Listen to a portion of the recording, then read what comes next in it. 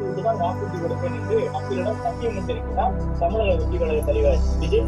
அது மட்டுமல்லாமல் இலவசமாக பெண்களுக்கு பேருந்து விடுவித்தீர்கள், ஆனால் அந்த பேருந்து ஏறி பயணம் செய்யக்கூடிய பெண்களும் ஓட்டியில் பயணம் செய்கிறீர்கள் என்று விமர்சிக்கின்றீர்கள் என்று முன்னாள் அமைச்சர் பொன்முடி பேசியிருந்த அந்த சர்ச்சைக்குரிய கருத்துக்களையும் குற்றச்சாட்டு விஜய் பேசியிருந்தார். திமுக விமர்சனங்கள் தான் பேசுகிறது எடுத்திருக்கிறார். அதே நேரம் பாஜகவை பொறுத்தவரை ஒரு சில வரிகளை கணக்கிடுகிறார். அதாவது ஒரே நாடு ஒரே தேர்தல் என்று பாஜக சொல்லியிருக்கிறது சாத்தியம் உள்ளது. பசுமைத்துவம் கொண்ட அரசாங்க நிற்க இந்தியாவில் இது சாத்தியம் உள்ளது, இது செய்யக்கூடாது என்று பாஜகவின் கொள்கைகளை விமர்சிக்கிறார். தன்னுடைய சித்தாந்த எதிரியான பாஜகவின் கொள்கையை விமர்சிக்கிறார். பாஜகவை காட்டிலும் அரசியல் எதிரியான திமுகவிலும் கடும் விமர்சனங்களை விஜய் முன்வைக்கிறார். அந்தந்த மாவட்டத்தினுடைய அமைச்சர்களை குறிப்பிடுகிறார். அந்தந்த மாவட்டத்தில் இருக்கக்கூடிய சட்டமன்ற உறுப்பினர்கள் நடத்தக்கூடிய மருத்துவமனை உள்ளிட்டவர்களையும் குறிப்பிட்டு விஜய் விமர்சிக்கிறார்.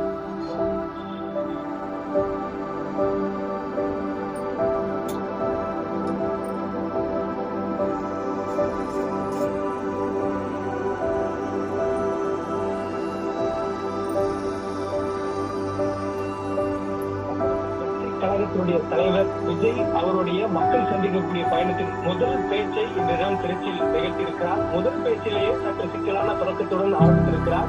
முதலாவதாக அவர் பேச தொடங்கிய போது அவருடைய பிரச்சாரத்துக்காக ஏற்பாடு செய்யப்பட்டிருக்கக்கூடிய இந்த தொழில்நுட்ப குழு அவர் பேசக்கூடிய அந்த மைக்கில் இருந்து சரியாக கூடியிருக்கக்கூடிய தொண்டர்களுக்கு கேட்கும் வகையிலான ஆடியோவில் ஏற்படுத்த வசதியில் சற்று தொழில்நுட்ப கோணம் ஏற்பட்டதால் அந்த பேச்சு முழுவதுமாக அங்கே குடியிருக்கக்கூடிய மக்களுக்கு கேட்கவில்லை என்ற ஒரு முதல் நிலையிலேயே அந்த சிக்கல் ஏற்பட்டிருக்கிறது. இதனால் அங்கு விஜய் பேச தொடங்கிய போது கூடியிருந்த தொண்டர்கள் விஜய் பேசுவதை ஏற்கவில்லை என்பதனால் சரியாக 3 மணி நேரம் பேச தொடங்கிய விஜய் அடுத்தடுத்து மைக்குகளை மாற்றி தனது உரையை தொடங்கினார். மைக்குகளை மாற்றி உரையை தொடங்கிய விஜய் ஏன் திருச்சியை தான் தேர்ந்தெடுத்து முதலாக தன்னுடைய மக்கள் சந்திப்பு நிகழ்ச்சியான நிகழ்ச்சியில் முதலில் திருச்சியை தேர்ந்தெடுத்ததற்கான காரணம் என்ன என்பதை விஜயே தனது வாயால் அந்த நிகழ்ச்சியில் தெரிவித்திருந்தார். குறிப்பாக விஜய் அந்த இடத்தை குறிக்கும் பொழுது பேரறிஞர் அண்ணா அதேபோன்று எம்ஜிஆர் அவருடைய முதல் நிகழ்வுகளை திருச்சியில் தொடங்குவதற்கான திட்டமிடலை கொண்டவர்கள் என்று குறிப்பிட்டார். 1956 முதல் தேர்தலில் போட்டியிடுவதற்காக அண்ணா திருச்சியில் போட்டியிடலாம் என்று திட்டமிட்டதாகவும் அதேபோன்று 74 முதல் மாநாட்டை திருச்சியில் நடத்துவதற்கு எம்ஜிஆர் நடத்தியதாகவும் குறிப்பிட்டு பேசிய விஜய் அந்த நிகழ்வை போலவே ஒரு திருப்புமுனையாக அமையும் என்று முன்னோர்கள் சொன்னதன் காரணமாக திருச்சியிலிருந்து தொடங்குவதாக அவருடைய பேச்சு தொடங்கினார். மக்களை சந்தித்து பேசக்கூடிய விஜய்க்கு இதுவே முதல் கன்னி பேச்சாக கருதப்படுகிறது. விஜயின் முறை இதற்கு முன்னதாக சிறையில் பேசியிருக்கிறார், பல்வேறு நிகழ்ச்சிகளில் பேசியிருக்கிறார், மாநாடுகளில் பேசியிருக்கிறார், பொதுக்கூட்டத்தில் பேசியிருக்கிறார்.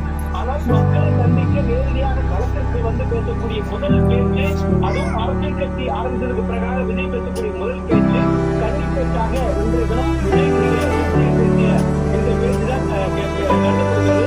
அந்த வகையில முதல் பேச்சிலேயே தமிழ்நாட்டுடைய பிரச்சனைகளை பட்டியலிட்டும் அதே போன்று ஆளுங்கட்சியாக இருக்கக்கூடிய திமுக கடந்த 2023 சட்டமன்ற தேர்தலில் போட்டியிடுவதற்காக கொடுக்கப்பட்டிருந்த தேர்தல் வாக்குறுதிகளை நிறைவேற்றவில்லை என்ற ஒரு பகிரங்கமான கடுமையான குற்றச்சாட்டுகளை திமுக மீது முன்வைத்தும் அதே போன்று மத்தியில் ஆளக்கூடிய பாஜக அரசு விமர்சிக்கும் வகையிலுமான பேச்சும் இன்றைய தினம் விஜயனுடைய பேச்சில் இடம்பெற்றது.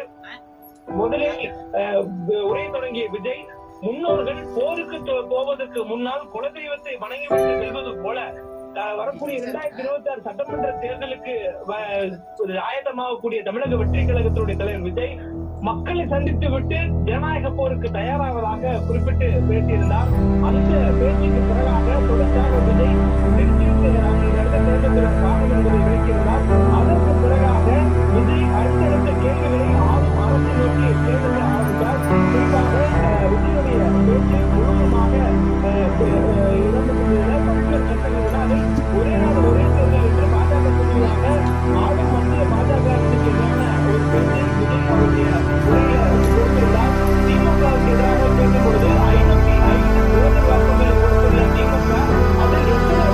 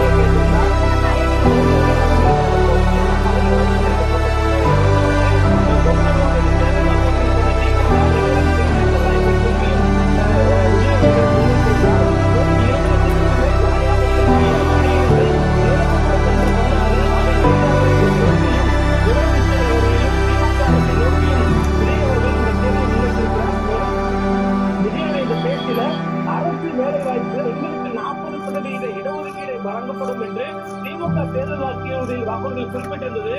அந்த வாக்குறுதியை திமுக நிறைவேற்றியதா என்ற ஒரு கேள்வியும் விஜய் எழுப்பியிருக்கிறார். இப்படியே மக்களும் மக்களுக்காக பேசக்கூடிய தலைவர்களும் ஆளும் அரசை நோக்கி கேள்வி மட்டுமே கேட்டுக் கொண்டிருக்க வேண்டும் இருக்கிறது என்பதையும் விஜய் பதிவு செய்திருக்கிறார்.